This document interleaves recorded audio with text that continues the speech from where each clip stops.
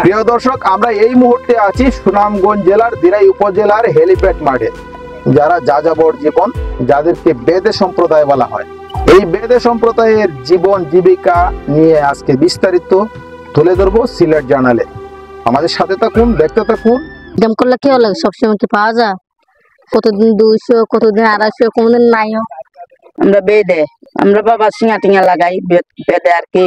বছরে 12 মাস 8 মাস বাইরে থাকি, রুজি করে কোনো মতে সংসার চালাই বাচ্চা কাচ্চা নিয়ে। আমাদের সমাজে মানে বিয়ে শাদী করার পরে ফ্যামিলি থেকে আলাদা হয়ে যায়। তো মনে করেন যে নিজেদেরই ব্যবসা করে খাওয়া লাগে।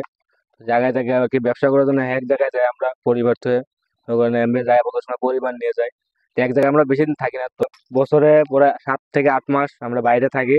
আর যেমন কুরবানির দেশে অথবা মানুষ মারা যায় অথবা বিয়ে শাদী লাগে, তো আমরা বাড়ি করে যাই। আপনারা যদি পারেন আমাদেরকে সহযোগিতা করবেন। আমরা যেখানে যেখানে আছি বেদে সমাজ, তাদেরকে উৎসাহিত করবেন। আমাদের একটা সমাজ চাই, জীবন চাই। আমাদের তো এটা জীবন না, এই জীবন চাই। তো পুরুষের কোনো কাজ নাই, যেরকম শূন্যর উপর টুকাই, একদিন আল্লাহ রিজিক দিলে আরেকদিন দেয়, আরেকদিন দেয় না, এরকম ভাবে আমাদের দিন চলতেছে। ওনারা এইভাবেই জীবন জীবিকা চালায়। ওনাদের মূল বাড়ি সুনামগঞ্জের সোনাপুর।